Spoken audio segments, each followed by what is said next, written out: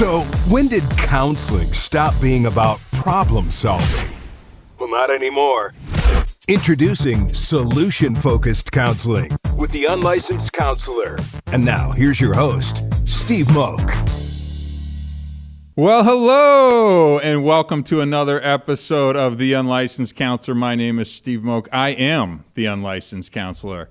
So grateful, as always, to be here. I always just like to make sure I'm hammering that gratitude in my own life. And truthfully, because I am. It's a beautiful day, starting to heat up here in sunny Scottsdale, Arizona. But man, what a great time to be alive. Always interesting stuff out there in the world. And hopefully some interesting stuff to bring to the pod today that we want to talk about. So, topic, if you follow me on social media, please do. I spend most of my time really on Instagram now at the Unlicensed Counselor.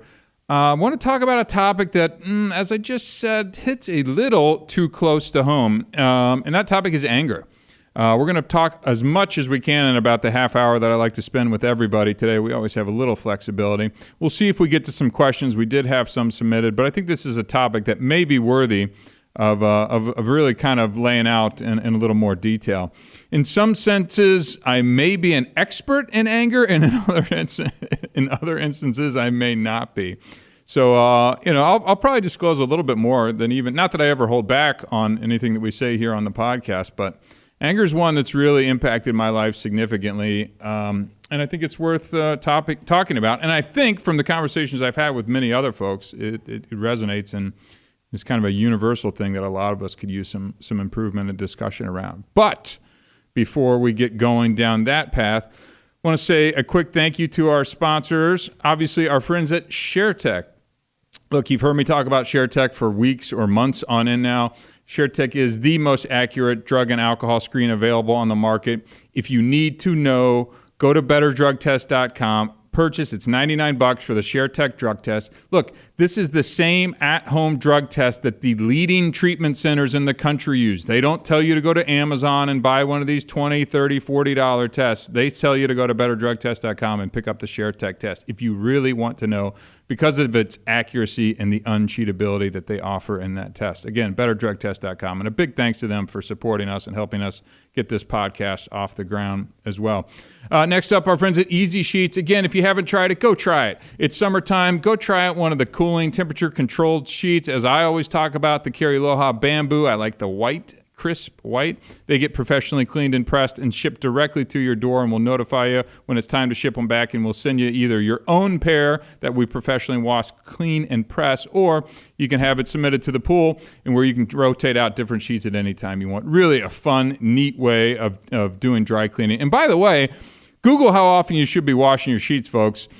I think you might be surprised at how frequently you should be doing it, and I know for a fact, because I talk to people all the time about this, because we talk about Easy Sheets, you are not doing it. Go to easysheets.club and give that subscription a try. Obviously, I do want to start talking about theunlicensedcounselor.com, booking some more actual counseling time with myself. If you want to dig a little bit deeper into certain topics, I'm happy to do so. Spend a little bit of time with you. Go to theunlicensedcounselor.com. And again, thanks to our friends at Stitch Fix. New shirt just came in. Thank you. Waiting on that free box. It's going to come, hopefully sooner rather than later. But, I'm going to cut off this free advertising to the masses that we're offering out to our friends out there.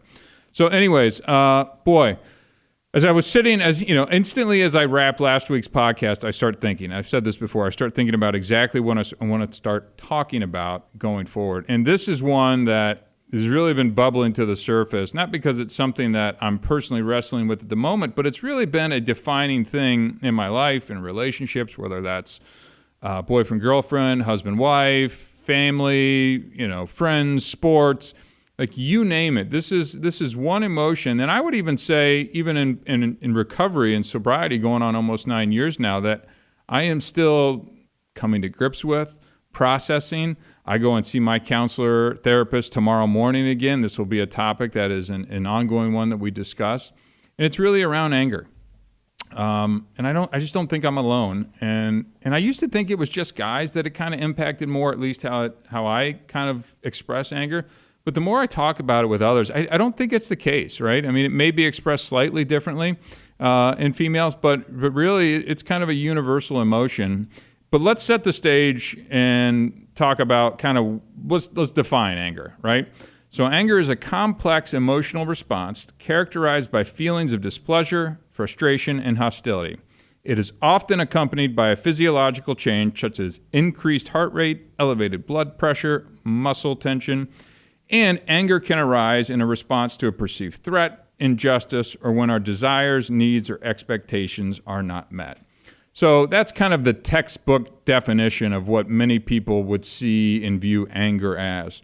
Now, I want to start by listing out kind of some of the origins of anger and see if any of these may, as you kind of listen to this where you're driving, you're on a workout or whatever, see if you can identify maybe in your own life, and I'll elaborate on these kind of point by point, where exactly maybe the anger pops up and where the origin kind of stems from.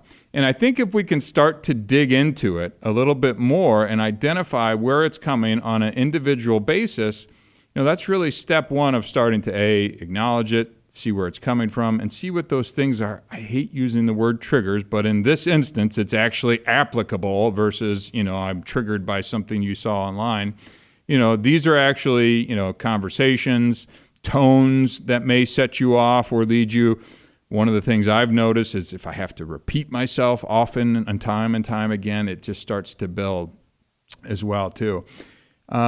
I'm going to make a quick note to circle back on one point there as well, too. But let's dig into, there's 6 points that I have listed out on just kind of the origins of anger. And there can be plenty more to this. These are just 6 that I've simply highlighted right now. Let's start with frustration, right?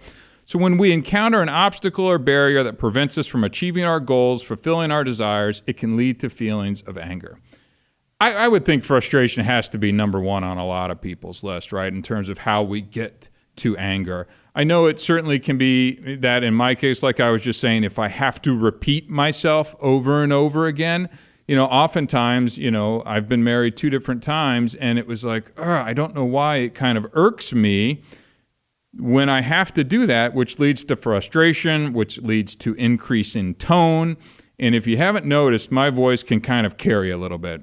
Hopefully you're hearing it coming through your speakers wherever you're at now. Now, you add a little extra oomph behind this, and even if I don't mean for my voice to kind of come out stronger and louder, what I have learned over relationships, over time and time again, is that my increase in volume projects that much more just because of my voice. Even if I don't intend it that way, what I have come to realize is it comes off even stronger, right? AKA meaner, louder, and it doesn't land well with other folks. So, I have to be, I would say, abnormally cautious because a slight increase in my frustration and tone can now come across as just, really jumping on top of somebody. And that's something that, honestly, I wish somebody would have told me, a little bit earlier than life. Like, hey, you've heard tone before, but tone as it applies to even my own voice and how that comes across to the ears of others.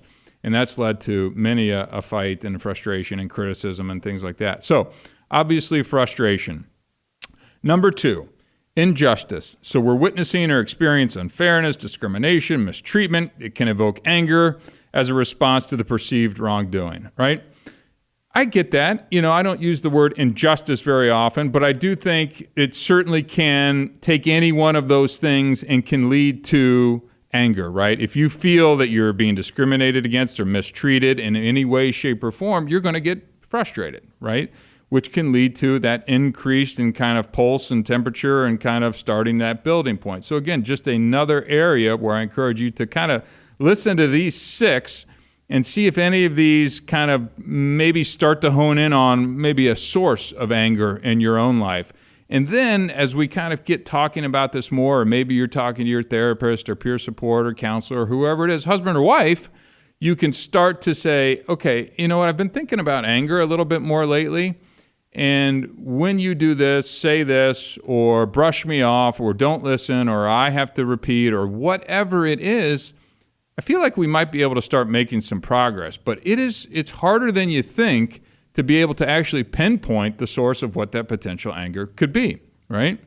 Number 3 on the list, threat or provocation. Anger can arise when feeling threatened physically, emotionally, or when we experience deliberate provocation or aggression from others, right? As I was kind of writing this and reading this, this one came up to me sports was the number one thing that kind of popped into my head here. I am a super competitive guy, still am. I just turned 44, last week? You didn't know, Robin? Jeez, thanks. I just turned 44, and I still have that same competitive thing that's in me, right? I mean, whether I'm at the gym, whether I'm playing golf, whether I'm lifting, running, racing, whatever it is, that thing doesn't go away. But what that competitive thing has also gotten me is in some trouble in my life, right?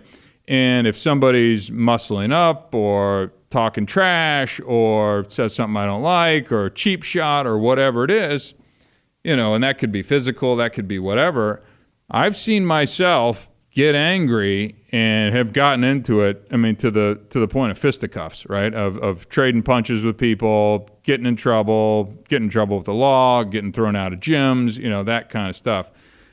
It seems like the younger generation coming up, and I would say gratefully probably doesn't handle things necessarily that way, which I think is progress, forward progress.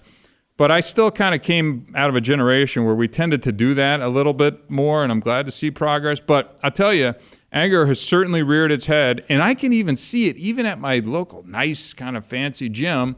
I remember one kid kind of getting in my face. I didn't provoke this, truthfully, and this wasn't not that long ago. I'm talking about a couple months ago, and getting in my face, and I could feel the 0 to 100 kind of build up in me right away.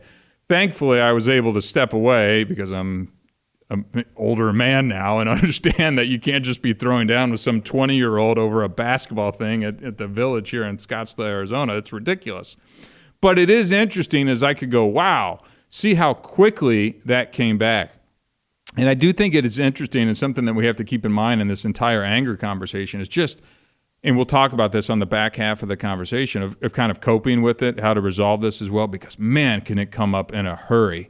And if you're not prepared or have not kind of have coping strategies, it can overwhelm you and lead to some bad decisions. And nowadays we're talking jail, we're talking lawsuits, we're talking people carry guns everywhere. The stuff that can happen if you blow your lid, I'm not exaggerating when I say it could be deadly. Look at road rage and stupid stuff like that. Imagine, not being here anymore because of something so dumb like that. But that's something that kind of sparked a memory in me as I was thinking about kind of the physical aspect of anger and how it can build very quickly. And next up is unmet expectations. When our expectations are not met, whether it's in relationships, work, life, circumstances, we may get or feel frustrated and angry. It's a great one, right? That's a great one. And it's one that, to me, just screams communication, right? And I have been the guiltiest of guilty persons in my life of expecting the other person to be a mind reader, right? What, you don't know what I'm thinking right now? And then I get myself worked up over something when I haven't been the one who've communicated effectively enough to say what I actually want. And I expect them to know that and then act accordingly. How immature, juvenile, and dumb is that kind of thinking? But I know I'm not alone in that. And I'm not sure why I ended up that way. I'm sure that there is something related in my past where I wasn't heard or something like that. But I know it now. And really my goal is for the next 44 years is to not be so stupid when it comes to this stuff, right? I have a good idea of things I've screwed up in the past, and let's try and not do that going forward. So I would also add on to this unmet expectations point that, let's also set our expectations accordingly, right? My expectations so many times are way too high. And I think that stems from personally is the expectations I place on myself are high, right? Now I'm projecting those expectations onto my partner, girlfriend, whatever, family member, who knows what it is. But now I'm expecting X, Y, and Z thing, and they just kind of operate at their level, which don't have to be lined up. And now I'm frustrated, right? Now I'm a little pissy. Now I'm a little angry. And now it's like, is it that I didn't get my way? No, you thought this thing, and they're coming in at this thing, and that was on me, and it's not on them because your expectations were out of line. And I think that's really interesting. And there is an old saying, and I'll botch it here because I didn't write it down in my notes, but it's like the higher your expectations, the lower your satisfaction in life, and vice versa. Meaning the lower your expectations, the higher your satisfaction in life. So it's just something to kind of think about as you chew on kind of this topic of anger. I think number 5 is one that we've all experienced unpleasantly throughout of our life, is hurt and betrayal, right? Anger can stem from feelings of hurt, betrayal, a sense of being wronged by someone we trust or care about. Call it cheating on your wife, or your wife cheating on you, or you cheating on her, right? Boyfriend, girlfriend broke up with you, went out for your best friend, right? Said they were going to be somewhere, didn't show up. Group of friends going out, you didn't get the invite to go to. A party's happening, you didn't get the invite, right? It sucks, right? I've been there. I've been there on both sides. And it sucks. And again, coming out of a relationship, divorce, let's call it what it was, 6-7 months ago now, like, whew, boy, the first couple months were anger city. And I would even call it anger jail, right? And, I'm walking around, as I talked about forgiveness last week, and dang it, I do need to circle back on that, and I don't have great news to report on my own progress on that, but this is me being accountable. Make a note on that one right now. There was anger city coming out of there. I got hurt, partner immediately started dating someone else, was probably being cheated on, unconfirmed, certainly looks that way when day one they're with somebody else. That hurts, right? It hurts the ego, mentally, emotionally, it rips your stinking guts out. And I was angry about it, right? And by the way, anger is not just the blowing your lid emotion. It's that inside thing that kind of eats at your guts, that impacts your appetite. It impacts your sleep. It impacts your mood when you're just kind of just holding on to something and that jaw is clenched, right? It has physiological ramifications by just holding on to that and living with that anger. And I can't cite any studies, but I would be amazed that if you go around living life like that, it's going to decrease how long you're walking around on this earth. Don't at me. I don't have a study, but I'm sure it exists. Google it, find it. But if you're walking around with that kind of angst and just that kind of thing and jaw clenched thing, it's going to eat away at you. And that's no way to go through life. And by the way, you deserve better, right? But you've got to do a lot of the different things that we've been talking about. And then I'll talk again here in a moment about kind of resolution and things like that. And then number 6, just on this high-level list, is accumulated stress. So again, prolonged stress, unresolved conflicts, ongoing challenges that can contribute to irritability and anger over time. So for me, I look at a confluence of things. I was in graduate school. I had a daughter. I had a wife and stepkids at the time. I had a startup. I had investors. I had business that we needed to get going. And it's one thing if the business just takes off and you go from 0 to millions. That's not the reality of how business works, right? And especially in the startup world.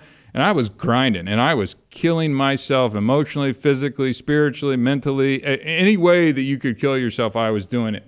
And then you take in the blended family and then the newborn and then all of these things. And I just had stress upon stress and I wasn't eating well. I wasn't sleeping well. All the things, again, that I've talked about in other podcasts, I talk about them because I haven't done them, right? And that's why I can come out the other side and be like, hey, okay, I'm getting through some of this stuff, but here are some of the pointers to help that you don't have to go through it. Or if you're stuck in those spots, here's some ways to maybe start to make progress to head towards the light in a good way on the other side of this thing. So just recognizing that accumulated stress. And a lot of us, and I know, I was going to say guys, but I'm sure it's the same for girls, like we'll just try and shoulder that stuff, right? And pretend like it's not really bothering us or that we can handle it. And that's just not the case. We need to kind of lose the macho tough guy thing of like, I got it, just water off my shoulder kind of thing. That stuff eats at you, and it needs to be addressed. It needs to be handled. It needs to be discussed. You can't just bottle that up, go home, drink a couple scotches, wake up and do it all over again. It's not going to work. It'll work temporarily until it bites you in the you-know-what, and then all of a sudden you come home and you kick the dog, wife doesn't want to talk to you, you're not going to the kids' games, you're pissed, you're angry, blah, blah, blah, blah, blah, blah, blah, right? That's where all this stuff leads to, and it's just not a stretch. It can get you there pretty darn quickly in and of itself. But, last little nugget on this, though, is, anger is not inherently negative or destructive. It certainly can be, and that I'm more familiar with the negative and destructive. It's a natural and normal thing, but how we express it and how we manage it is really the difference in kind of what our life is going to look like going forward. So, let's talk a little bit about some of the coping strategies for anger as well, too. We've kind of hit some of the high notes on kind of where anger can come from. Let's talk about, so I've identified that I may be a person that can get a little angry, run a little hot, whatever you want to call it, right? Those are kind of ways I would beat around the bush and say, yeah, I can get a little fired up from time to time. No, I have anger problems, right? I have anger problems and have for some time that need to be addressed and worked on, right? So we've identified that. Now let's talk about maybe some coping strategies on how to do that. So let's talk about deep breathing and relaxation exercises at first, right? Now, taking slow, deep breaths and engaging in relaxation techniques like meditation and things like that, they're all fine and good. But I would like to even go a little bit before that. And we got to make sure that when we get involved in a conversation like that you're able to find a pause, right? For me, if I can get out of the argument, I can save the escalation. Where I've really seen myself go wrong in a lot of this is getting to the escalation point, and that's when it gets really ugly. I mean, arguments are okay. Disagreements are okay. I mean, depending on how you argue and things like that, that's okay. But the escalation point, speaking for myself, is where things get said, doors get slammed, people get feelings hurt on both sides, right? Not just me one way. This is, happened coming back my way as well too. But we've got to be able to find a pause or recognize that this is a pattern that leads to this, right? Like, okay, I see what's happening now. Play that tape forward a little bit faster as you're in the moment. If you can find a pause in there and go, crap, I'm not fully ready to kind of deal with my anger in all the best ways. I need to find a pause. I need to find a beat. And if you can start doing things like using I statements, right? I know this is getting a little counselly, but this is the Unlicensed Counselor podcast, so, deal with it. That's what you're listening for, right? If we can start to use some I statements instead of blaming or accusing others, right? If you can find that in the beat of an argument, and hopefully that can kind of step it back a touch. Let's also think about the tone. Let's find that tone and see if we can just sub it down a couple notches, right? I found that that's something that can be successful. It's amazing, if I even practice it as we're here talking. If I can slow down, breathe a little bit more, not let kind of the moment kind of overwhelm me. I mean, even as I sit here and kind of thinking about relaxing my jaw or something like that, it's amazing how you can kind of train your body to react in different ways. So something to think about. I don't want to put everybody to sleep out there, but that was just a little practice exercise of like, okay, I'm using I statements. I'm gonna unclench my jaw for a minute and let's take a breath, right? Let's take a breath. And now let's see if we can maybe listen to the other person's perspective without interrupting. That's tough to do. I mean, these are great words coming through a podcast, but man, is that really hard to do. See if you can actively listen to their point of view and diffuse it, right? Think about trying to promote understanding instead of winning, right? Look, people who know me are going to be like, oh, Steve, maybe you should take some of your own advice over there, Chief. Yeah, I know, right? But I'm getting better. Right? This is a progress, not perfection kind of situation right now, right? Next up, I would suggest maybe seeking some compromises, right? Let's see if we can find a little win-win here in this. Is that possible, right? I would like to think so. I'm not great at that, but I think middle ground can hopefully diffuse a lot of these really intense situations, right? So again, these are kind of take-home things that you can implement tonight when you go home and, you get into a little tiff with your husband, wife, significant other. Let's see if we can look for a win-win solution out of this. And maybe you can just say that. Be like, all right, time out. It's a great pod, Steve, as you do the timeout sign. How can we find a win-win here? And let's just break it up. And let's see if we can not get into those same patterns that lead to the same outcomes and the same frustrations. And by the way, if you can't get some help, get professional help, right? Go in and be like, look, we need to be able to argue better or healthy or disagree and come to resolution better. And just say that. Like, forget blowing it into a couples counseling thing. Be like, look, I need 4 sessions. You got to help us figure out how to argue better, right? I'll probably blow a counselor away and be like, huh? This is weird, but okay. And that's healthy, right? As I always said, if we could do counseling more proactively versus now your marriage is 3 years of not sleeping in the same bed and you're on the brink of divorce and you're trying to throw a life raft at a sinking Titanic, that's not going to work as well, right? There's a couple little things right there. Back to some more coping strategies. Physical activity, right? If you can get out there and just move a little bit. I know it's like, Steve, you say physical activity for everything. Yeah, it's because I believe it. Because I do actually believe in almost every single area of your life, it can be improved if you're out there being active. Look, some of my best thinking comes on my long runs, right, of just getting out there. It sounds cheesy and hokey, but it's just true. And it's like, oh, man, I got to write that down. It's like, don't forget that thought when I'm out there because I'm processing. I'm just kind of letting my brain kind of go where it is. And I found that to be a really great place. Got to mention my yoga as well, too. It wouldn't be the episode without mentioning the yoga, but I just find, not that I'm sitting there dwelling on that because I really try and calm the mind, but it's amazing when I'm focused on other things and just how it improves, other areas of my life in general. This one is an interesting one, and this gets a little more counseling on you, but that's okay. Cognitive reframing. This technique involves challenging negative thoughts and reframing them in a more positive light. It helps individuals to reevaluate situation and reduce anger and triggers. Again, that's a good take-home nugget right now. It's like, okay, how can I challenge that negative thought right now, right? That I'm getting pissed, and then all of a sudden your brain's only going negative, angry, angry, angry. Pause, stop, flip it, turn it.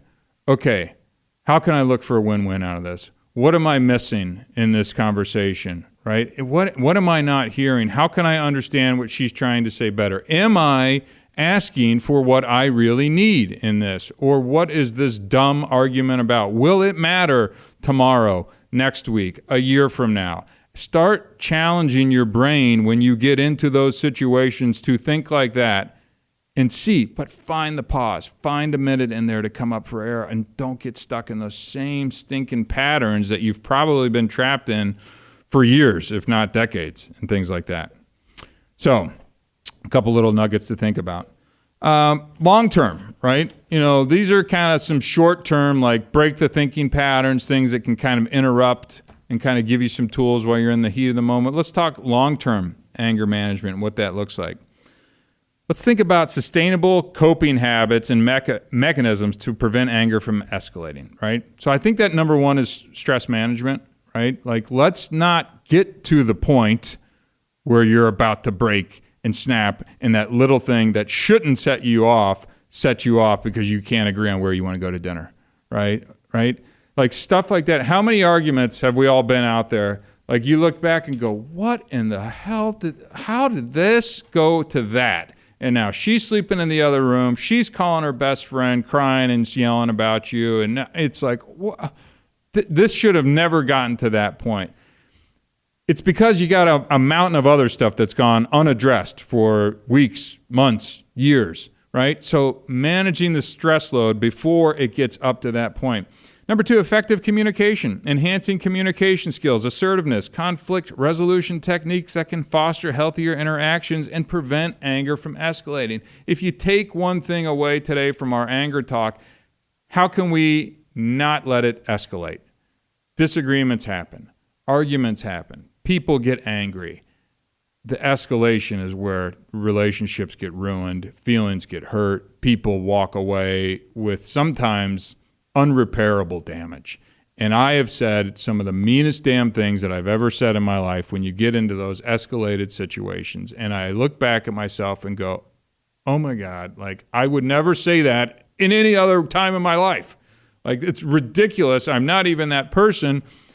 But when it goes and it boils and mean things are said and your feelings are hurt, all of a sudden, just the venom it comes flying out. And it's sad and it's scary. And I've just kicked myself so many times. And now, let alone These are in relationships where I haven't had a kids before.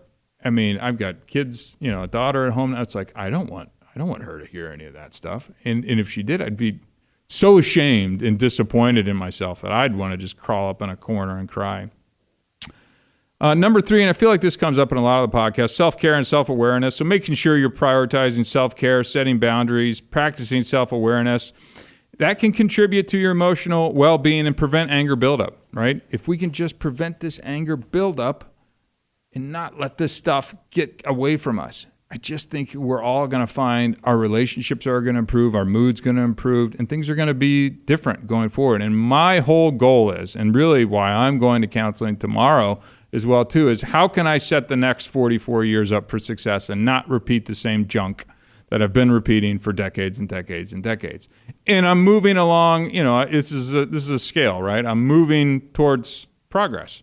And I'm happy with that. But it is really taking a lot of reading, learning, questioning, thinking, being honest with myself of like, okay, are you going to try and tell a story about that makes you look good about maybe how you weren't really that when the truth is that you were? And I think a lot of us got to get honest with ourselves about, hey, what's our anger look like, right? How is it impacting my relationships and things like that? And the last little nugget I'm going to get to, I told you it would take, a bulk of the time today. It's just a really interesting topic. If you Google, there's like these emotion wheels that are out there, and they talk about this a lot in treatment, where drug or alcohol treatment or counseling and things like that. But they're helpful little tools, right? And again, I love take-home value for folks that are out there in the audience. But you can Google, the emotion wheel or something like that. And what's really interesting, and the first time I heard it, and it's always stuck with me, is kind of what's underneath anger, right? Like what's underneath anger? Because anger is just kind of that first level emotion that we're all kind of used to, right? So I'm just going to take a second and I'm going to read through some of these, and something may hit you here in your chest that you may think of. So, and again, Google emotion wheel, you're going to be able to find this. I'm just going to talk about just the angry ones and kind of some of the feelings that are behind it other than anger, right? Because anger is just that one that gets expressed kind of often. Could be let down, could be humiliated, bitter, mad, aggressive, frustrated, distant, critical, right? When I think of anger in myself, I think of a lot of fear, right? I think you're scared of stuff, and which is weird for me to say, let alone say out loud into a microphone that'll be out there forever and ever, because I don't think of myself at all as a fearful kind of guy, but just kind of that scared of kind of getting in touch with what's really making me upset underneath. But it's feelings like betrayed, resentful, disrespected, ridiculed, indignant, violated, furious, jealous. Jealous is a big one out there in the world today. And I think social media plays a huge role in that. It's that look at what they have and what I don't have. And, that leads to resentments and things like that. I mean, that's a big one. Take a good look at that one out there, folks. Provoked, hostile, infuriated, annoyed, withdrawn, numb, skeptical, dismissive. All of those things can kind of be behind anger. And I would even include scared, anxious, insecure, weak, rejected, threatened. Those are all kind of on the fear side of things as well too. But man, when my counselor, I remember one of the first times my counselor told me that really sitting right behind anger is just fear, that stayed with me forever. And it's accurate, by the way. I don't know if I gave her credit at the time. I was trying to play it off like the wannabe tough guy that I was. But man, that still sticks with me today. And so it's like, okay, anger. All right, what's underneath it? Okay, we know fear. Fear of what? Right? Like what is causing this? So look, that's about all the time that we have today. And I just want to kind of put a pause in that. If you listen into this, take a good hard look at just anger, where it's coming from. How do I deal with it? What's working? What's not working? Be honest with yourself. Have a conversation with your husband, wife, son, daughter, whatever it is. See if we can break the patterns that keep happening in our life. And if we can, if this helps, send this podcast to somebody, maybe it can spark a conversation and you can start to break up the patterns that lead to anger, that lead to escalation, that lead to really bad things being said. And I think we'll all be in a better place. Bada boom. Okay, well, thank you so much. Please take a second, like, share, subscribe, review, tell a friend. Costs you nothing, helps us a ton. My name is Steve Moak. I am the Unlicensed Counselor. Thank you so much. Until next time, we'll see you later.